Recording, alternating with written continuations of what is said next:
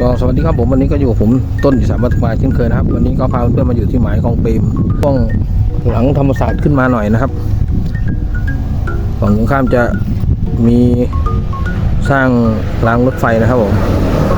เหมือนเดิมครับลงเบ็ด2 คันก็เดี๋ยวมาลุ้นกันนะครับว่าจะได้กี่แต้มกี่สกอร์นะครับผมมาครับแต้มแรกมาแล้วครับกับหมายหลังธรรมศาสตร์นะครับผมก็ไม่ได้มานานแล้วหมายนี้อันนี้สวยครับครับตอนนี้ผมได้ทำการเก็บเบ็ดนะครับเดี๋ยวไปดูผลงานกันนะครับว่าผมจะได้กี่แต้มกี่สกอร์มาครับเดี๋ยวไปดูผลงานพร้อมกันครับนะครับเดี๋ยวให้ดูผลงานนะครับ